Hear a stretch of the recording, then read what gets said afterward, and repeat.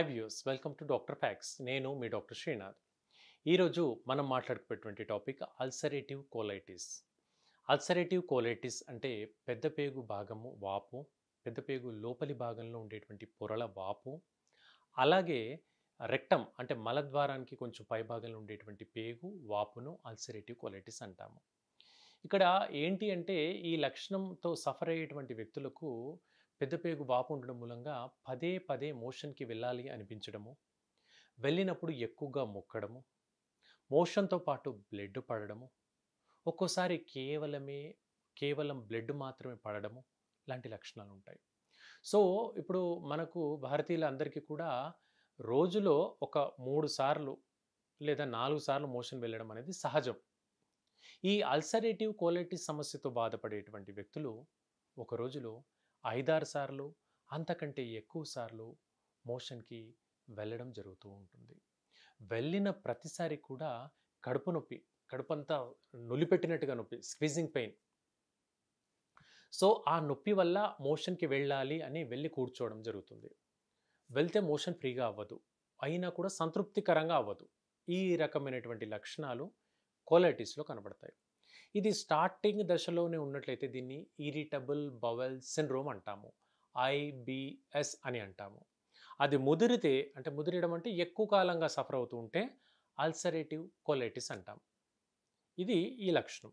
అయితే దీనికి ఎందువల్ల అవుతుంది అనేందుకు కారణాలేం పెద్దగా తెలియవు. కొంతమేర ఇమ్యూనిటీ రిలేటెడ్‌గా మనం చెప్పుకోవచ్చు. అలాగే ఇమ్యూన్ సప్రెసెంట్ మందులు ఎక్కువగా వాడితే కూడా ఇది కలుగుతుంది. ఇమ్యూన్ సప్రెసెంట్ మందులు అంటే ఇప్పుడు ఒక వ్యక్తికి కీళ్ళవాతం ఉందనుకుందాం. లేదా సోరియాసిస్ అనే చర్మ సమస్య ఉందనుకుందాం. ఆయింట్‌మెంట్లు, లోషన్లు ఎక్కువ కాలంగా వాడుతూ ఉంటే ఇమ్యూనిటీ తగ్గుతుంది. ఆ ఇమ్యూనిటీ తగ్గినప్పుడు ఈ లక్షణం వచ్చే ప్రాబ్లమ్ కనపడుతుంది. ఇది ఫస్ట్ ఫ్యాక్టర్ అండి. రెండవది వంశపారంపర్యంగా వచ్చే అవకాశాలు ఇది ఎక్కువగా ఉంటుంది.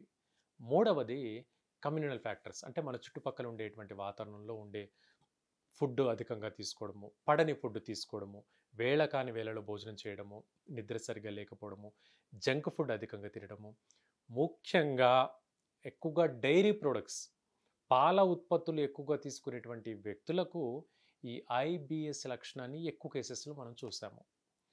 అలా పాల ఉత్పత్తులు పాలు, పెరుగు ఇలాంటివి డైరీ ప్రొడక్ట్స్ అనుకోండి. వాటి వల్ల కూడా మనం ఈ లక్షణాన్ని అధికంగా తీసుకుంటే, ఎక్కువగా తీసుకుంటే, ముఖ్యంగా రాత్రి టైంలో, రాత్రి భోజనంలో పెరుగు అధికంగా తీసుకునే వ్యక్తులకు ఈ సమస్య వచ్చే ప్రమాదం ఉంటుంది. పెరుగు, మజ్జిగ ఎప్పుడైనా కూడా మధ్యాహ్నం టైం తీసుకోవచ్చు కానీ రాత్రి భోజనంలో తీసుకోవద్దు. దానివల్ల జీర్ణ వ్యవస్థ పైన ఇంపాక్ట్ పడి ఇలాంటి అల్సరేటివ్ కోలైటిస్ లాంటి లక్షణాలు తలెత్తే ప్రమాదం ఉంటుంది. ఇక ఈ ప్రాబ్లమ్ ఎప్పుడు బాగా పెరుగుతుంది అంటే మానసిక ఒత్తిడికి లోనైనప్పుడు ఈ ప్రాబ్లమ్ పెరుగుతుంది. అంటే రేపు ఉదయం ఏదో ఎగ్జామ్ ఉంది. ఆ ఎగ్జామ్‌కి ప్రిపేర్ అవుతున్నాం. రేపు ఉదయం ఏదో గ్యాదరింగ్ ఉంది. అందులో మీటింగ్‌లో మాట్లాడాలి మనం. అలాంటి ఏదైనా రేపు ఉదయం జర్నీ ఉంది. ఫ్లైట్ ఏసుకొని దుబాయ్‌కెళ్ళాలి. అట్లా ఏదో ఉన్నాయి. సో, ఆ టెన్షన్ ఏదైనా మనసులో పెట్టుకొని విపరీతంగా చింతకు, ఆందోళనకు గురవుతే కూడా ఈ అల్సరేటివ్ కోలైటిస్ లాంటి లక్షణాలు వస్తూ ఉంటాయి. ఇది ఒక పట్టాన లొంగదండి. చాలా టైం పడుతుంది తగ్గేందుకు. అండ్ వీటికి మాత్రలు వాడుతూ పోతుంటే వాటి డోసేజ్ పెరగడమే ఉంటుంది తప్పించి పూర్తి స్థాయిలో అదుపులోకి రాదు. కాబట్టి మానసిక సంఘర్షణలు ఏమైనా ఉంటే వాటిని అదుపులో పెట్టుకోవాలి. మంచి నిద్రపోవాలి. వేళకు భోజనము, మంచి నిద్ర వీటితో పాటుగా హోమియోపతి మందులు వాడుకుంటే ఈ కోలైటిస్ లక్షణాలు తగ్గుతాయి. అలాగే మనకిప్పుడు చెప్పుకున్నటువంటి స్టార్టింగ్ దశలో ఉంటే దీన్ని ఇరిటబుల్ బవెల్ సిండ్రోమ్ అని అంటామని చెప్పుకున్నాం. ఈ స్టార్టింగ్ దశలో ఉన్న ఐబీఎస్ లక్షణాన్ని కంట్రోల్ చేయొచ్చు. అది ముదరకుండా కోలైటిస్ వరకు దారి తీయకుండా కాపాడుకోవచ్చు. ఎందుకంటే ముదిరితే మనం చెప్పుకున్నాం బ్లీడింగ్ అవుతూ ఉంటుంది. మోషన్‌లో బ్లడ్ పడుతూ ఉంటుంది. అలా బ్లడ్ పడుతూ వచ్చిందనుకోండి రక్తహీనత స్టార్ట్ అవుతుంది. నీరసము, రక్తహీనత, నిస్సత్తువ ఇవన్నీ స్టార్ట్ అవుతూ ఉంటాయి. కాబట్టి ముందుగానే మనం జాగ్రత్తగా ఉన్నామనుకోండి ఈ ప్రాబ్లమ్ రాకుండా కాపాడుకోవచ్చు. సో, ఈ అల్సరేటివ్ కోలైటిస్, ఐబీఎస్ అనేది మళ్ళీ ఏజ్‌తో సంబంధం లేదండి. 20 ఏళ్ల పిల్లలకు కూడా రావచ్చు. 60 ఏళ్ల వృద్ధులకు కూడా రావచ్చు. వయసుతో సంబంధం లేకుండా ఈ డిసీజ్ అనేది ఎవరికైనా రావచ్చు. అండ్ దీనికి జీవితాంతం ట్రీట్మెంట్. కాబట్టి అంటే షుగరు, బీపీ లాగా మాత్రలు వాడుతూ పోవాలి. అలా కాకుండా హోమియోపతిలో వీటికెలా ఉంటుంది? ఓ 1 ఇయర్ గానీ, ఒక 2 సంవత్సరాలు కానీ రెగ్యులర్‌గా వాడుకున్నట్లయితే ఈ సమస్య శాశ్వతంగా తగ్గుతుంది. కాకపోతే ఈ 1-2 ఇయర్స్ పాటు ఓపిక పెట్టుకొని రెగ్యులర్‌గా మందులు వాడుకుంటే మనకి సమస్య శాశ్వతంగా తగ్గుతుంది.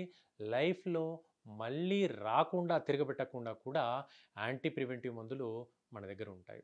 సో, అద్భుతంగా మంచి ఇంప్రూవ్‌మెంట్ అనేది మనకు హోమియోపతిలో కనబడుతుంది. వింటున్నారు కదా వ్యూవర్స్, ఇది ఈరోజు టాపిక్. రేపు ఇంకొక మంచి టాపిక్‌తో డాక్టర్ ఫ్యాక్స్‌లో కలుసుకుందాం. మీకు కానీ ఏమైనా డౌట్స్ ఉంటే feel free to consult us. Thank you for watching doctor facts. నమస్కారం.